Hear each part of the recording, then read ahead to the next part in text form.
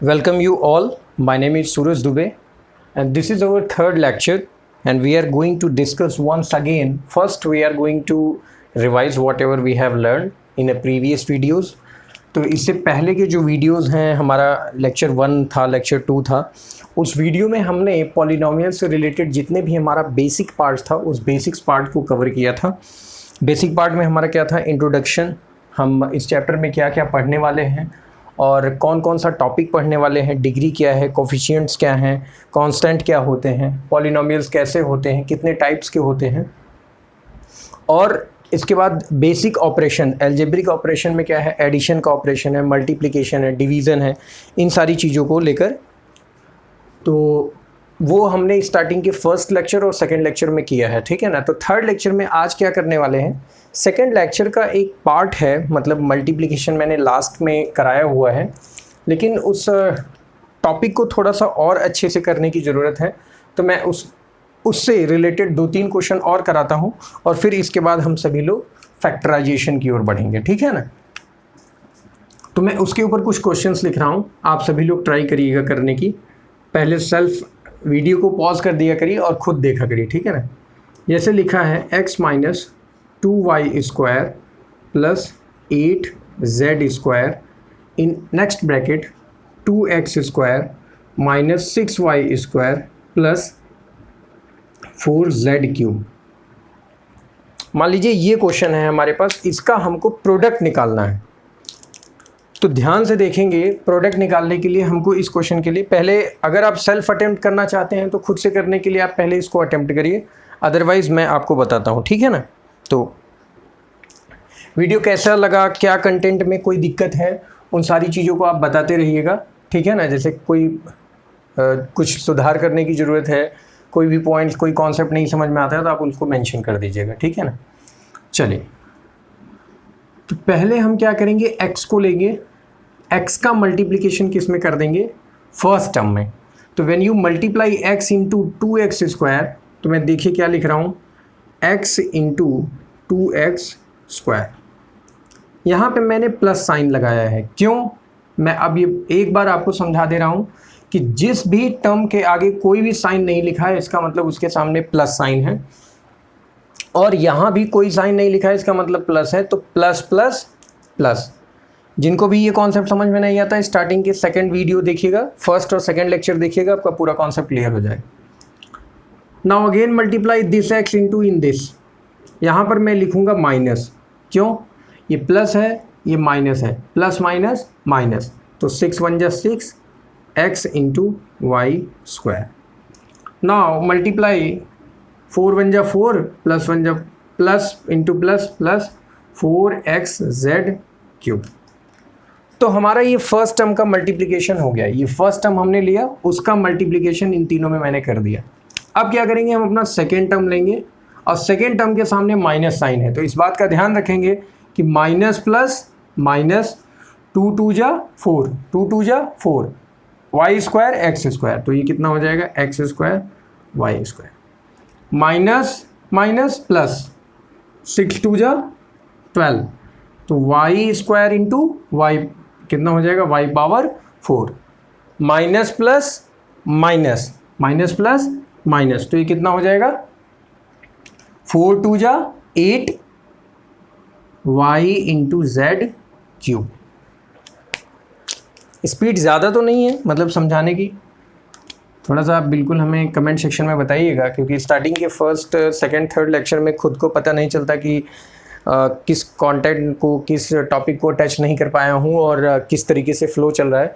तो अगर आप देख रहे हैं तो ज़रूर मेंशन करिएगा कि चीज़ें ठीक हैं या कुछ सुधार करने की ज़रूरत है, तो अपकमिंग वीडियोस में उसमें सुधार हो जाएगा. तो ये कितना हो गया, हमने क्या किया, दूसरे टर्म का भी मल्टीप्लिकेशन कर लिया है. अब हमारे पास आता है तीसरा टर्म 8z स्क्वायर. तो 8 2 जा 16 z स्क्वायर एक्स स्क्वायर. तो कितना हो गया, 8 2 जा 16 x square z square plus minus minus 8 6 जा 48.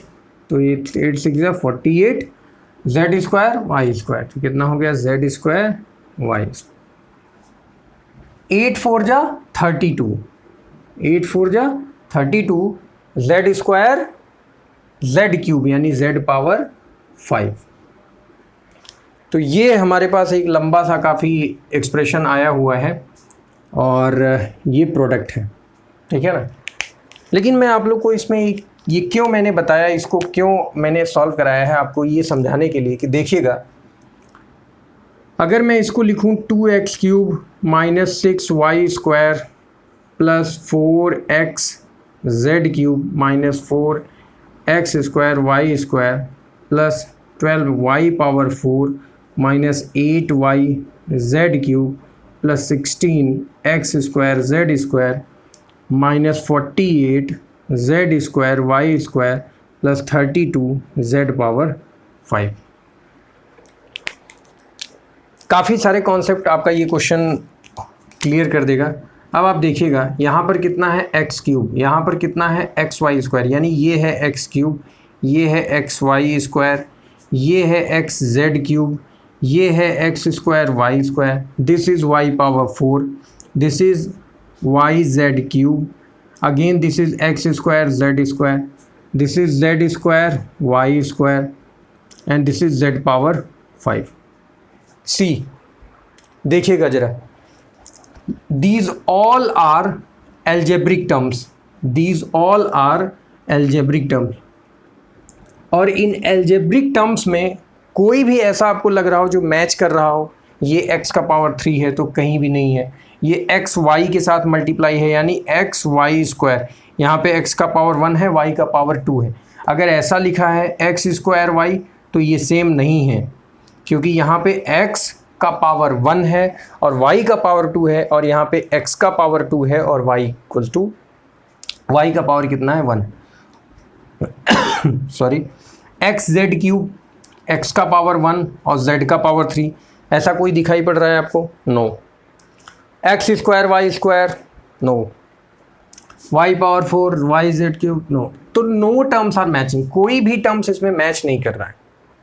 तो अगर कोई टर्म्स मैच नहीं कर रहा है तो जो आप फाइनल प्रोडक्ट लिखते हो वही आपका क्या हो जाएगा? आंसर हो जाएगा। तो बेसिक मल्टीप्लिकेशन में अगर आपको छोटा वाला क्वेश्चन समझ में आ गया होगा, अगर आपको जैसे x इंटू एक्स क्या आएगा, ठीक है ना, x इंटू एक्स आपको पता चल गया कि एक्स स्क्वायर आएगा, तो मैं आपसे पूछूं 2x square into x power 3 कितना आएगा, तो आप बता लोगे 2x पावर 5 आएगा। अब इस x का मल्टीप्लाई इसी x का मल्टीप्लाई आपको चाहे किसी भी नंबर से करना पड़े, आप कर लेंगे आराम से, बड़ा होने से कोई फ़र्क नहीं पड़ता।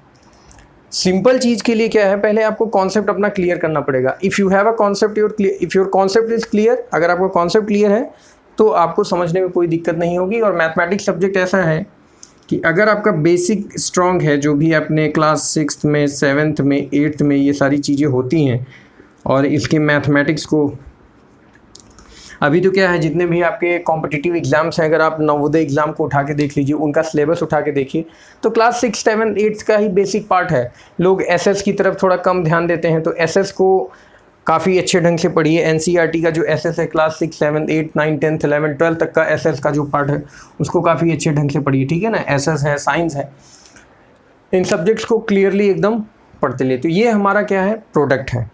तो इस तरीके के कई एग्जाम्पल्स आपकी बुक में अवेलेबल हैं, उनको आप सॉल्व करिए और उनसे आप एक बार प्रैक्टिस करिए, ठीक है ना। अब हम अगला जो कॉन्सेप्ट सीखने वाले हैं वो है फैक्टराइजेशन का।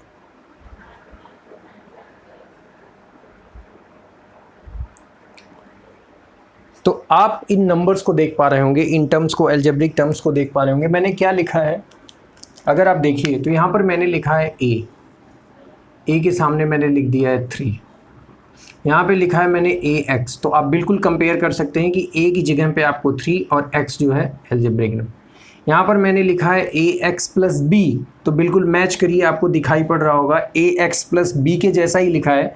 a की जगह पे आपको 3 और b की जगह पे आपको 4।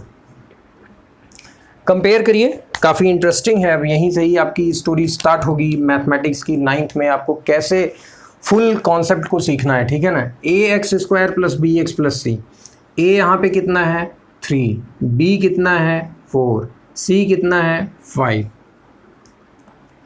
इस कॉन्सेप्ट में अगर आप देखेंगे तो a कितना है 3 है, b कितना है 9 है, और अगर आप इसमें देखेंगे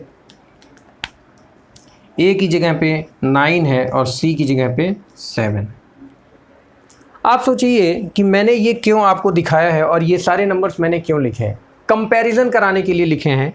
ज़रा देखिएगा, यहाँ पर ए है तो ए का मतलब है ए के साथ कोई भी पॉलिनोमियल जुड़ा हुआ नहीं, सॉरी ए के साथ कोई भी एल्जेब्रिक नंबर नहीं ऐडेड है, एल्जेब्रिक वेरिएबल नहीं है, सिर्फ ए है। ए इक्वल्स टू 3, यानी 3 तो एक कांस्टेंट नंबर है, 3 तो एक कांस्टेंट नंबर है। लेकिन अगर मैं ax की बात करूं तो ax में क्या होगा, अगर आप देखिए ax में क्या होगा, a तो कांस्टेंट है हमारा, लेकिन x क्या है, वेरिएबल है। x क्या है, वेरिएबल है। तो 3 इंटू एक्स कहने का मतलब है वेरिएबल कांस्टेंट के साथ मल्टीप्लाई है। तीसरे वाले टर्म को देखिए, ax प्लस बी है, इसका मतलब क्या है, a एक कांस्टेंट है, b भी एक कांस्टेंट है, लेकिन वेरिएबल सिर्फ पहले टर्म में मल्टीप्लाई है, इसमें मल्टीप्लाइड नहीं है। देखिए 3x प्लस 4, यानी वेरिएबल के साथ सिर्फ इसमें मल्टीप्लाई है, इसमें मल्टीप्लाई नहीं है। सेम उसी तरीके से ये भी है, ax स्क्वायर प्लस बी, ये थोड़ा इंपॉर्टेंट है समझना, ax square plus b x plus c equals to 0। मैं अभी चलिए लिख दे रहा हूँ 0, लेकिन आपको अगर आप हमारा फर्स्ट लेक्चर देखे होंगे तो उसमें मैंने आपको समझाया है ज़ीरो पॉलिनोमियल, लीनियर पॉलिनोमियल और क्वाड्रेटिक पॉलिनोमियल। मैंने थोड़ा थोड़ा इंट्रोडक्शन दिया था, क्यूबिक पॉलिनोमियल, बाई क्वाड्रेटिक,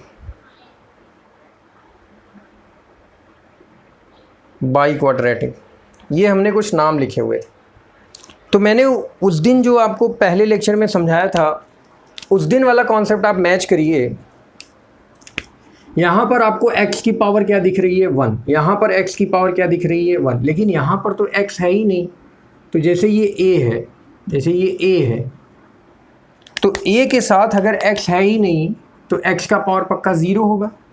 किसी भी नंबर का पावर अगर 0 है तो उसकी वैल्यू कितनी होती है, 1।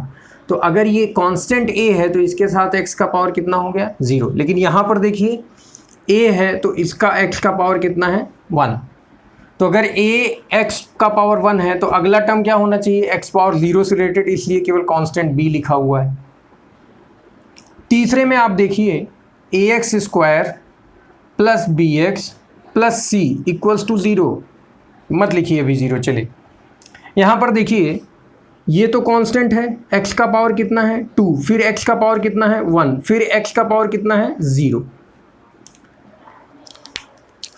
देख पा रहे हैं आप, x का पावर 2, x का पावर 1 और x का पावर 0, यानी घट रहा है, 2 1 0।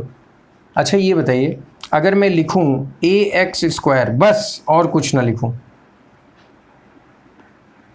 तब भी ये कहा जाएगा कि इसका पावर 2 है, इस पॉलिनोमियल की डिग्री 2 है, इस पॉलिनोमियल की डिग्री 0 है, इसकी डिग्री 0 है। इसमें x का मैक्सिमम पावर कितना है, 0, इसमें x का मैक्सिमम पावर कितना है, 1, तो इसकी डिग्री कितनी हो गई, 1।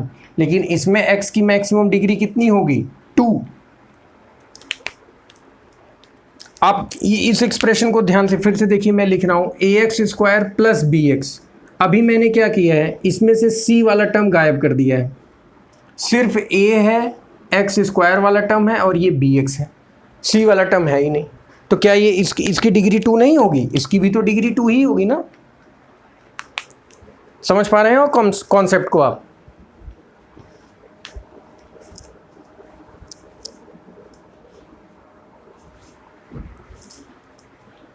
यहां पर क्या है, ax स्क्वायर प्लस सी, यहाँ से x वाला टर्म गायब है, यहाँ पे x वाला टर्म नहीं है।